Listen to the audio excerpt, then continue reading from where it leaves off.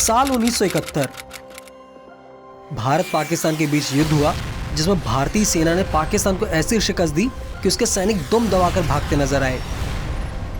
हालांकि युद्ध में भारत के 3,900 जवान शहीद हुए और करीब 9,800 से ज्यादा घायल हुए। इनमें वो जवान शामिल हैं जिन्होंने शौर्य और साहस की इबारत लिख दी। पाकिस्तान को धूल चटाकर कई जवान अमर हो गए। इन्हीं में से एक थे लेफ्टिनेंट कर्नल अरुण भीमराव हरोलीकर, जिन्हें भारतीय सेना के महावीर के नाम से भी जाना जाता है। गणतंत्र दिवस यानी 26 जनवरी के उपलक्ष्य में आपको बताने जा रहे हैं लेफ्टिनेंट कर्नल हरोलीकर की वो कहानी जो इतिहास के पन्नों में दर्ज है। कहानी शुरू होती है आज से 53 साल पहले 1971 में।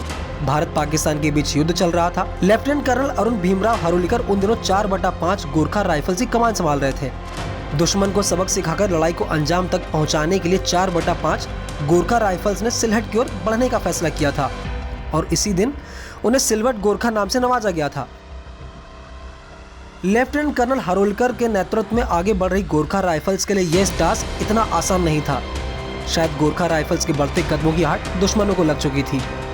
लेफ्टिनेंट कर्नल हरोलीकर के कदमों को रोकने के लिए पाकिस्तानी सेना ने मेघना नदी पर बने पुल को उड़ा दिया, जिससे सिलहट से बाकी क्षेत्र का संपर्क टूट गया। अब मेघना नदी को पार कर गंतव्य तक पहुंचना इतना आसान नहीं रह गया था।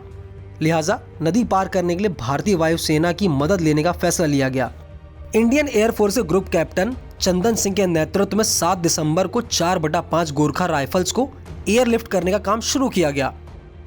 भारतीय वायुसेना अपने Mi-4 गनशिप विमानों से भारतीय जवानों को भैरव बाजार और सिलहट के बाहरी इलाकों में एयरलिफ्ट कर रही थी। उसी दिन 4/5 गोरखा रेजिमेंट के 254 जवानों और 400 किलो के उपकरणों को लड़ाई के लिए 22 उड़ानों के जरिए एयरलिफ्ट किया जा रहा था।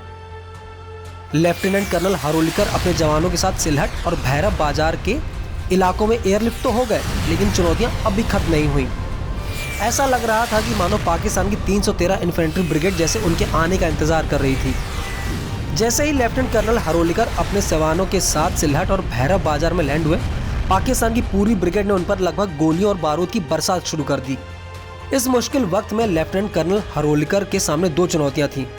पहली दुश्मन का सामना करना और दूसरी बचाव और हथियार लेकर आ रहे हेलीकॉप्टर को दुश्मन के निशाने से बचा कर रखना।